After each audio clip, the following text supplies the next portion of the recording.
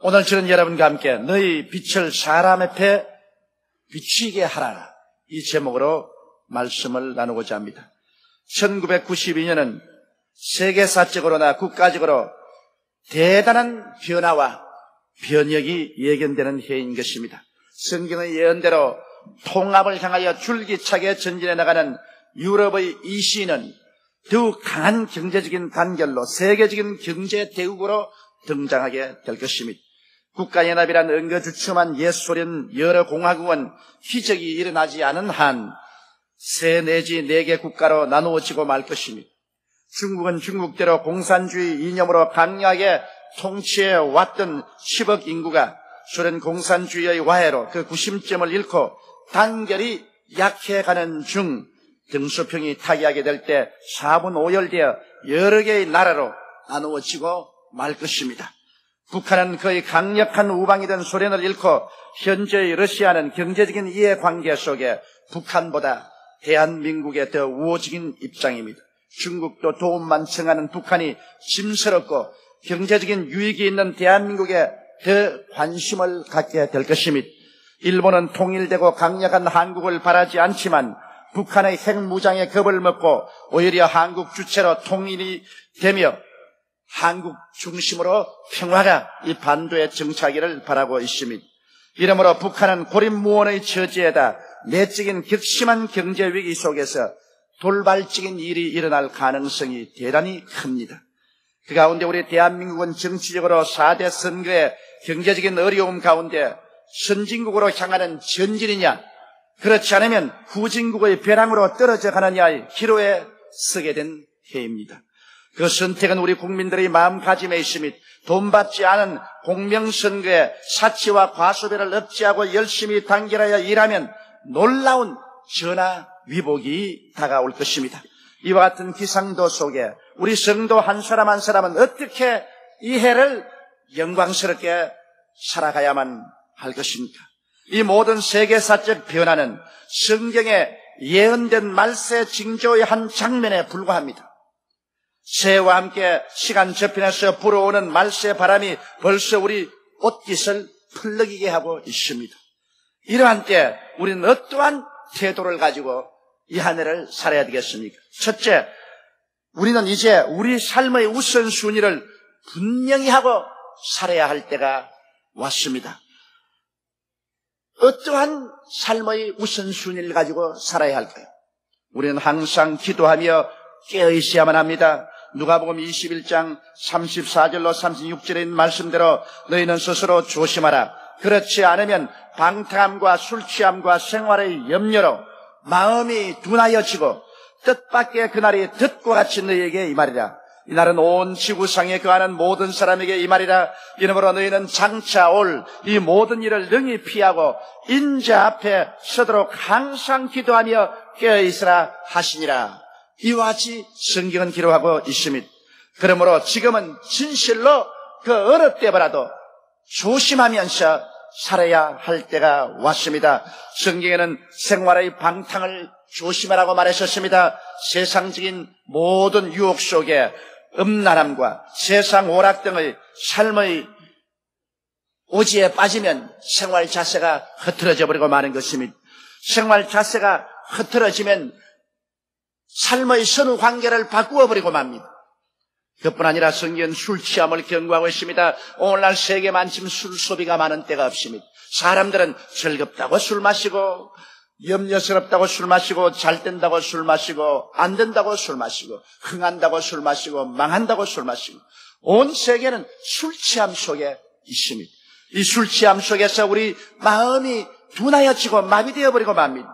그 다음 생활의 염려로 말미암아 사람들은 정신을 빼앗기고 있습니다. 격렬한 생존 경쟁 속에서 먹느냐 먹히느냐 이와 같은 경주를 하고 있습니다. 여기에서 그만 마음의 중심이 하늘나라에서 세상으로 흐트러지고 말 때가 많습니다.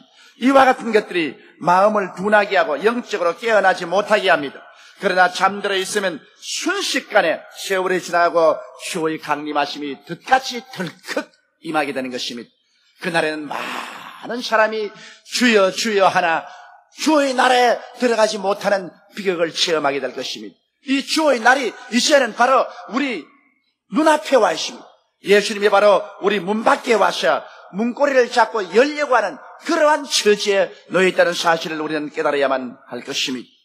그러므로 우리 생활 환경을 정리해가면서 살아야만 합니다. 이사를 가는 사람은 이삿짐을 정리합니다. 이 지상의 성도들은 이제 불언간 장래에 모두 천국으로 출발해야 합니다. 그러므로 마음의 정리가 이미 지금부터 시작되어야만 하는 것입니다. 언제까지 흐트러진 마음으로 세상에 취해서 살 수는 없습니다. 고린도전서 7장 29절로 31절에 바울은 말씀하기를 형제들아 내가 이 말을 하노니 때가 단축하여 진거로 이후부터 안에 있는 자들은 없는 자같이 하며 우는 자들은 울지 않는 자같이 하며 기쁜 자들은 기쁘지 않은 자같이 하며 매매하는 자들은 없는 자같이 하며 세상 물건을 쓰는 자들은 다 쓰지 못하는 자같이 하라. 이 세상의 형적은 지나감이라고 말하고 있는 것입니다. 이 세상에 우리가 발붙여 살고 있는 모든 인간의 제도와 생활은 이제 신속히 허물어져가고 이 세상은 지나갑니다. 이 세상에 발을 붙이고 이 세상에 정을 두고 사는 사람은 이 세상과 함께 멸망하고 말 것입니다. 이러므로 이 세상에 정신이 현혹되지 말아야 하는 것입니다. 그러면 우리는 어떻게 할까요? 하늘나라와 하늘의 의를 먼저 구하며 살아야 되는 것입니다. 우리의 생활 가운데 시간의 사용을 엄격하게 절제해야 됩니다. 우리는 성수주의라는 것을 엄격하게 지켜야 됩니다. 엿새 동안 일하고 일했지는 교회에 나와서 하나님을 섬기는 삶을 살아야 합니다. 그리고 우리 시간 사용해서 할 수만 있으면 많은 시간을 활용하여 주님 섬기는 것을 먼저 하는 그와 같은 삶을 살아야 합니다. 그리고 우리의 금전을 사용해서도 반드시 11조를 하나님 재단에 드리고 천국 사업에 먼저 물질을 사용하며 살아야 되는 것입니다. 이것이 하나님께서 우리에게 주신 사명인 것입니다. 이웃과의 만남에서도 할 수만 있으면 불신자와 교제를 하는 더 많은 시간을 성도와의 교제를 돈독히 하여 서로 신앙을 돋구는 이러한 일을 해야만 하는 것입니다. 이렇게 할 때 우리는 삶의 우선순위를 올바르게 정하고 살아갈 수가 있습니다. 우리의 흐트러진 마음을 완전히 정돈할 때가 왔습니다. 이 세상의 흔적은 신속히 지나가고 세월은 손살같이 지나갑니다. 이제 주님 강림하실 날은 눈앞에 다가왔습니다.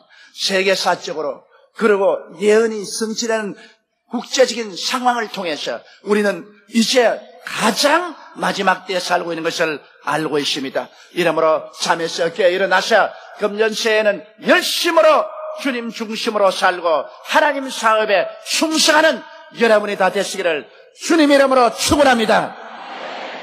둘째로 우리는 적극적으로 성령 충만한 삶을 추구하면서 이 해를 살아야만 하겠습니다. 말세에는 성령 있는 교회와 성령 없는 교회, 성령 충만한 성도와 성령 없는 신자로 쫙 갈라집니다. 성령 없는 자들의 행태를 성경을 통해서 보면 경건치 않은 정력도로 행한다고 말합니다. 많은 사람이 교회에 왔다 갔다 하고 형식과 의식적인 신앙은 가지고 있어도 믿는다고 하면서 인간적인 정욕을 그대로 따라 사는 사람이 많습니다. 그러므로 교회에 오면 신자 같고 세상에 나가면 세상 사람과 조금도 구별할 수 없는 그런 언어 심사 행동으로 살아가고 있습니다. 이와 같은 사람이 성령 없는 사람들의 형태인 것입니다. 그리고 성령 없는 사람들은 기롱하는 자와 함께 하나님의 예언을 기롱합니다. 베드로후서 3장 3절로 4절에 보면 먼저 이것을 알지니 말세에 기롱하는 자들이 와서 자기의 정욕을 쫓아 행하며 기롱하여 가로되 주의 강림하신다는 약속이 어디 있느뇨? 조상들이 잔후로부터 만물이 처음 창조할 때와 같이 그냥 있다 하니 이와 같이 경고하고 있습니다. 사람들은 말세를 부인합니다. 말세가 어디 있냐? 옛날에도 말세라고 해도 아직 말세가 오지 않았다. 그러면서 말세가 다가오는 것을 기롱할 것이라 했었습니다. 이것이 바로 성령 없는 사람들이 하나님의 경고를 듣지 아니하고 그들은 하나님의 말씀 그대로 믿지 아니하고 하나님의 말씀을 자기의 생각에 유익하도록 해석하며 주님 강림하심을 부인할 것이라는 것입니다. 그리고 성령 없는 사람들은 두세 사람만 모이면 파당을 짓습니다. 인간적인 이해를 쫓아 당파를 지어서 서로 공격하고 서로 비난하여 하나님의 몸을 4분 5열시키는 이런 일을 하게 되는 것입니다. 그리고 육에 속한 사람들은 기도가 없고 말씀 공부나 회개가 없습니다. 갈라디아서 5장 19절로 21절 같은 삶을 삽니다. 육체의 일은 현저하니 곧 음행과 더러운 것과 호색과 우상숭배와 술수와 원수를 맺는 것과 분쟁과 시기와 분냄과 당짓는 것과 불리함과 이단과 투기와 술취함과 방탕함과 또 그와 같은 것들이라. 저는 너희에게 경고한 것 같이 경계하노니 이런 일을 하는 자들은 하나님의 나라를 유업으로 받지 못할 것이요, 이와 같이 경계하고 있습니다. 그러므로 우리는 성령 없는 사람과 같이 되지 말아야 될 것입니다. 그러면 성령이 있는 생활은 어떠한 생활일까요? 성령이 있는 생활은 보혜사 성령님을 그들 생활 가운데 스스로 인정하고 환영하고 모셔드리며 의지하는 삶인 것입니다. 예수님께서 친히 말씀하시기를 요한복음 14장 16절로 17절에 내가 아버지께 구하겠으니 그가 또 다른 보혜사를 너희에게 주사 영원토록 너희와 함께 있게 하시리니 저는 진리의 영이라. 세상은 능히 저를 받지 못하나니 이는 저를 보지도 못하고 알지도 못함이라. 그러나 너희는 저를 아나니 저는 너희와 함께 거하심이 어떠히 너희 속에 계시겠음이라고 말씀한 것입니다. 세상이 보지도 못하고 세상이 알지도 못하는 분을 예수 믿는 여러분은 모시고 있습니다. 이분이 바로 보혜사 성령인 것입니다. 이분은 여러분과 함께 계십니다. 그리고 여러분 안에 계십니다. 보혜사란 말은 하나님께로부터 보내심을 받아 우리를 돕기 위해서 항상 우리 곁에 계신 분이라는 말인 것입니다. 그러므로 예수 믿는 여러분들은 여러분을 돕기 위해서 안 보이는 형상으로 와 계시는 성령이 계십니다. 이러므로 성령이 있는 사람은 이 성령님을 깨닫고 성령님을 인정하고 환영하고 모셔드리고 성령께 의지하는 삶을 살게 되는 것입니다. 성령 있는 사람은 성령님의 가르침을 또한 간구하게 됩니다. 요한복음 14장 20절에 보혜사 곧 아버지께서 내 이름으로 보내실 성령 그가 너희에게 모든 것을 가르치시고 내가 너희에게 말한 모든 것을 생각나게 하시라고 하셨습니다. 성령은 우리의 선생으로 왔기 때문에 성령이 있는 사람은 자기의 모든 일에 성령의 가르치심을 간구합니다. 성령이여 좌인지 우인지 이것인지 저것인지 알지를 못하겠습니다. 나의 선생 되신 성령이여 나를 가르쳐 주시옵시고 가르친 주의 진리의 말씀을 깨닫게 하여 주시옵소서. 성령을 선생으로 삼고 사는 사람이 성령 있는 사람인 것입니다. 그리고 또 성령으로 인하여 예수님을 깊이 체험하는 사람이 성령 있는 사람입니다. 요한복음 16장 13절로 15절에 보면 그러나 진리의 성령이 오시면 그가 너희를 모든 진리 가운데로 인도하시리니 그가 자의로 말하지 않고 오직 듣는 것을 말하시며 장래일을 너희에게 알리시리라. 그가 내 영광을 나타내리니 내 것을 가지고 너희에게 알리겠습니다. 무릇 아버지께 있는 것은 다 내 것이라. 그러므로 내가 말하기를 그가 내 것을 가지고 너희에게 알리리라 하였노라. 요한복음 15장 26절로 27절에는 내가 아버지께로서 너에게 보낼 보혜사 곧 아버지께로서 나오시는 진리의 성령이 오실 때 그가 나를 증거하실 것이요 너희도 처음부터 나와 함께 있으므로 증거하느니라고 하셨습니다. 그러므로 성령은 예수님을 증거하기 위해서 오신 영이신 것입니다. 이러므로 보혜사 성령이 계신 분은 아침부터 저녁까지 예수의 증거를 마음속에 받게 되는 것입니다. 성령이 계신 사람은 예수를 그 마음속에서 잊을 수가 없습니다. 그는 늘 예수 의식을 가지고 삽니다. 그리고 늘 예수님이 우리의 구주 되시고 우리와 함께 있다는 사실을 마음속에 깊이 기억하고 간직하면서 삽니다. 왜냐하면 성령은 예수님을 여러분 마음속에 꽉 모시도록 도와주고 체험하게 하는 영이신 것입니다.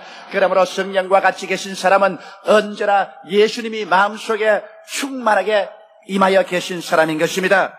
그리고 성령이 함께하는 사람은 성령의 인도를 늘 구하는 사람입니다. 로마서 8장 14절에 무릇 하나님의 영으로 인도함을 받는 그들은 곧 하나님의 아들이라고 말하셨습니다. 하나님이 아들이면 하나님의 영의 인도를 간구해야 되는 것입니다. 하나님의 성령은 여러분과 나를 이 미로와 같은 인생길에서 바른 길로 인도하기 위해서 온 안내자인 것입니다. 성령은 우리의 길을 밝히 알고 계신 것입니다. 그러므로 우리의 지혜와 총명을 가지고서 길을 인도하지 말고 성령의 인도를 받는 여러분 되시기를 주의 이름으로 축원합니다. 여러분은 성령께 여러분의 인생길을 인도해 달라고 간구하십시오. 성령이 밝히 바른 길로 인도해 주시는 것입니다. 그리고 성령이 같이 하시는 분은 성령으로 기도하는 사람입니다. 로마서 8장 26절에 이와 같이 성령도 우리 연약함을 도우시나니 우리가 마땅히 빌 바를 알지 못하나 오직 성령이 말할 수 없는 탄식으로 우리를 위하여 친히 간구하시느니라. 성령께 기도를 부탁하면 성령이 우리를 통하여 뜨거운 기도를 할 수 있도록 도와주시는 것입니다. 미지근하고 식어버린 기도가 아닙니다. 말할 수 없는 탄식으로 마음에 끓어오르는 열정을 가지고서 하나님께 기도하도록 성령이 도와주시는 것입니다. 그러므로 성령과 더불어 기도하는 사람은 육체의 일을 도모할 수가 없습니다. 성령께서는 여러분을 붙잡아서 뜨겁고 끓고 열렬한 기도를 하기를 원하십니다. 여러분의 영혼 속에 끓어오르는 성령의 기도를 하게 되면 여러분은 영광에서 영광으로 변화되는 체험을 하게 되는 것입니다. 이러므로 성령께 기도를 부탁하고 기도할 힘을 부탁하는 그 사람은 성령과 함께하는 사람인 것입니다. 그리고 성령이 주시는 꿈을 받는 사람이 성령과 함께하는 사람입니다. 사도행전 2장 11절에 보면 하나님이 가라사대 말세 내가 내 영으로 모든 육체에게 부어주리니 너희의 자녀들은 예언할 것이요 너희 젊은이들은 환상을 보고 너희 늙은이들은 꿈을 꾸리라고 말씀을 하셨습니다. 그러므로 성령으로 말미암아 우리 마음속에 꿈을 받아서 하나님이 주는 꿈을 가지고서 인생을 사는 이 사람들이 성령 충만한 삶을 사는 사람들인 것입니다. 셋째로 이 마지막 때는 예수님의 보혈에 더 큰 관심을 가지고 살아야 되는 것입니다. 예수님의 보혈만이 우리에게 용서와 의를 가져옵니다. 히브리서 9장 11절로 12절에 그리스도께서 장래 좋은 일의 대제사장으로 오사 손으로 짓지 아니하고 곧 이 창조에 속하지 아니한 더 크고 온전한 장막으로 말미암아 염소와 송아지의 피로 아니하고 오직 자기 피로 영원한 속죄를 이루사 단번에 성소에 들어가시느라고 했었습니다. 예수 그리스도는 십자가에서 피를 흘려 여러분의 과거의 죄, 현재의 죄, 미래의 죄, 모든 죄를 영원히 용서해버리고 말한 것입니다. 영원히 용서하는 보혈을 우리 갖고 삽니다. 그러므로 이 보혈로 매일같이 우리는 목욕하고 씻음을 받고 용서받는 의인으로 살아야 되는 것입니다. 그뿐 아니라 여러분 예수 그리스도의 보혈의 능력은 여러분과 저에게 율법의 정죄와 심판에서 구해주시는 보혈입니다. 로마서 5장 9절에 그러면 이제 우리가 그 피를 인하여 이롭다 하심을 얻었은즉 더 그로 말미암아 진노하심에서 구원을 얻을 것이라. 장차 하나님의 율법이 죄 지은 사람을 정죄해서 심판하고 형벌할 때 예수 그리스도의 보혈은 이 하나님의 진노에서 우리를 다 면하게 해주시고 하나님의 태양 같은 사랑을 받게 해주는 것이 보혈의 능력인 것입니다. 그리고 보혈은 하나님과 우리를 하나 되게 하십니다. 로마서 3장 25절에 이 예수를 하나님이 그 피로 인하여 믿음으로 말미암는 화목 제물로 세우셨으니 이는 하나님께서 길이 참으시는 중에 전에 지은 죄를 간구하심으로 자기의 의로우심을 나타내려 하심이라. 보혈은 하나님과 우리 사이를 화목케 합니다. 시간의 장벽을 제껴버리고 공간의 장벽을 제껴버리고 하나님이 우리 안에 우리가 하나님 안에 들어와서 하나님과 더불어 살도록 만드는 역사를 예수의 보혈이 나타내시는 것입니다. 그리고 보혈은 마귀를 멸하여 버립니다. 요한계시록 12장 10절로 11절에 내가 또 들으니 하늘에서 큰 음성이 있어 가로되 이제 우리 하나님의 구원과 능력과 나라와 또 그의 그리스도의 권세가 이루었으니 우리 형제들을 참수하던 자 곧 우리 하나님 앞에서 밤낮 참수한 자가 쫓겨났고 또 여러 형제가 어린 양의 피와 자기의 증거하는 말을 인하여 저를 이기었으니라고 말하고 있는 것입니다. 예수의 보혈을 의지하고 우리의 강한 신앙을 의지하면 원수 마귀를 쫓아버릴 수가 있게 되는 것입니다. 보혈의 능력으로 우리의 병이 고침을 받고 보혈의 능력이 가시와 은거키를 제하고 아브라함의 축복의 땅에 들어가게 하며 보혈이 사망을 이기고 우리에게 영원한 소망을 펼쳐주시는 것입니다. 그렇기 때문에 새해에는 더 많이 예수님의 보혈을 찬미하고 그리스도의 보혈을 믿고 그리스도의 보혈을 입으로 시인하고 그리스도의 보혈을 감사하는 여러분 되시기를 주의 이름으로 축원합니다. 보혈의 능력을 우리가 의지하고 나갈 때 우리는 더 강력한 신앙인이 되어서 살아갈 수가 있습니다. 넷째로 우리는 마지막 때 정말 빛과 소금이 되어서 살아야 될 것입니다. 현재 우리 국가와 사회를 바라볼 때 무언가 깊이 잘못되고 있는 것입니다. 국가의 행정과 제도가 변천되어가는 현실을 따르지 못함도 우리가 잘 압니다. 중소기업 후원이나 수출산업의 활성화나 건축행정이나 물가고 등 전부 국가가 하는 일을 보면 사후 방문 약방문식을 하고 있습니다.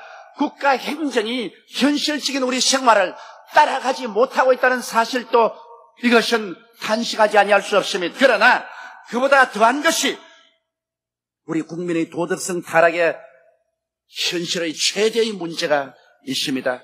옛날에 동방예의지국이라던 우리나라가 이제는 처처에 도덕과 윤리가 무너지는 소리가 들리고 있습니다.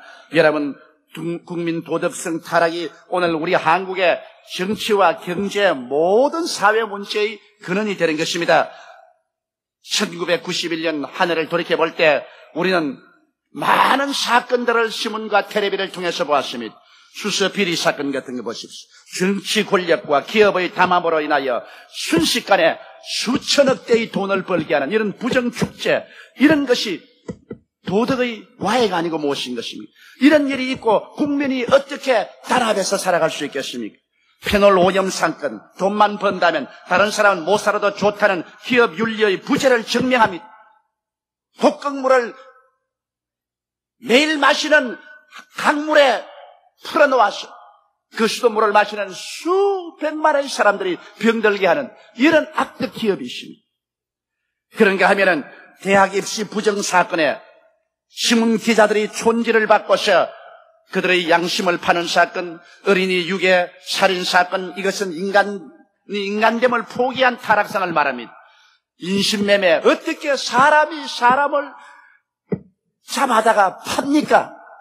거기에다가 사치, 과소비, 솔부들의 과시욕 때문에 온 나라 경제가 뿌리째 흔들린 것, 그리고 일하기 싫어하는 풍조로 말미암아 사람들마다 힘들고 어렵고 위험한 일은 다 피하고 쉽게 돈 벌고 놀고 돈 벌 일만 궁리해서 사치성, 소비성, 그리고 타락성, 향락산업만 우죽순처럼 일어나는 이러한 상황이 우리 한국의 도덕적인 부재요, 부패를 극명하게 보여주고 있는 사실인 것입니다.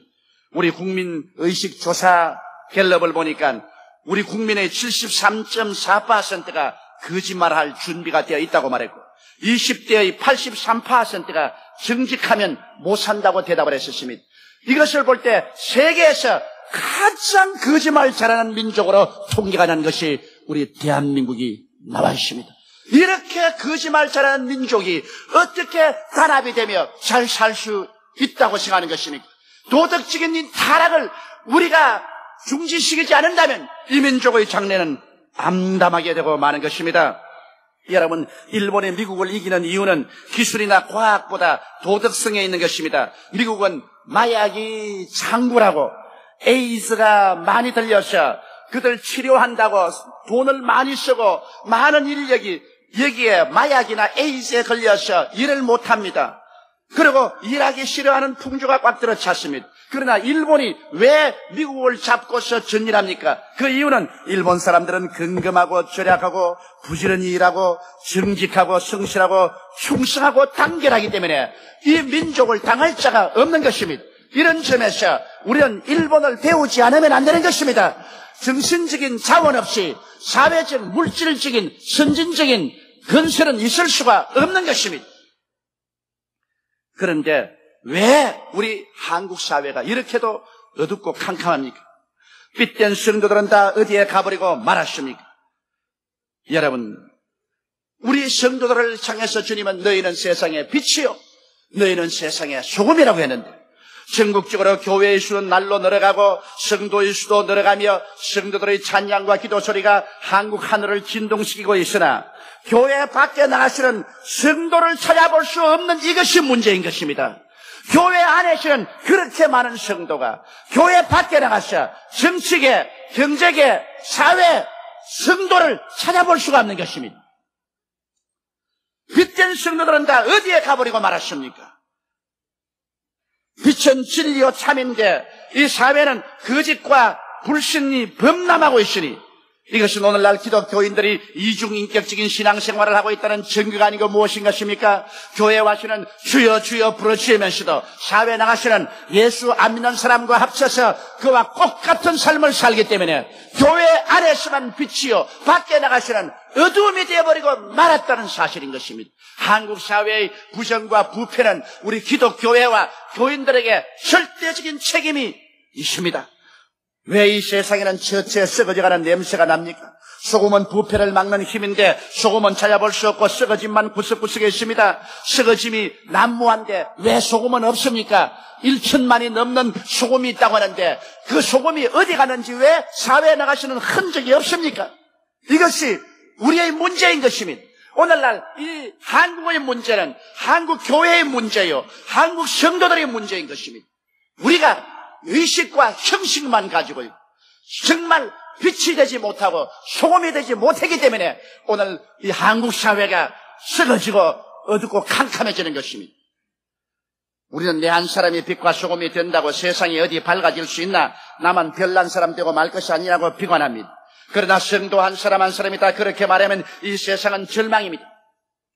우리 한 사람 한 사람이 솔선수범해서 새해 삶의 우선순위를 선별해서 살고 성령 충만해서 살며 예수님의 보혈에 더욱 의지하고 참으로 빛과 소금이 되어 사는 우리들이 다 되십시다. 그런 사람들의 수가 점점 많아지면 그것이 사회를 개혁하는 거대한 힘으로 나타나고 우리 조국과 민족도 살고 세계를 살리는 위대한 힘이 우리 교회에서부터 나타나게 되실 것입니다.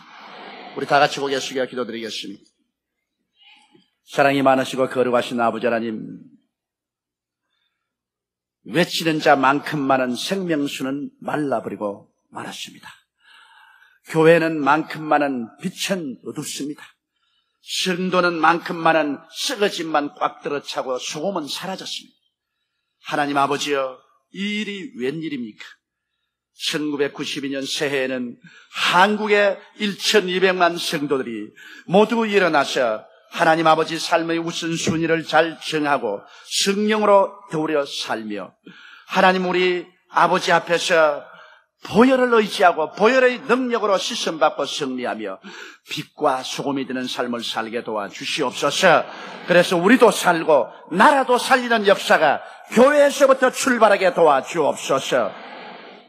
아버지 하나님이 말씀을 한 귀로 듣고 한 귀로 흘리지 말게 도와주시옵시고 엄숙하게 그리고 경건하게 마음에 받아들여서 내가 변화받고 가정과 사회를 변화시키는 힘이 되게 도와주옵소서.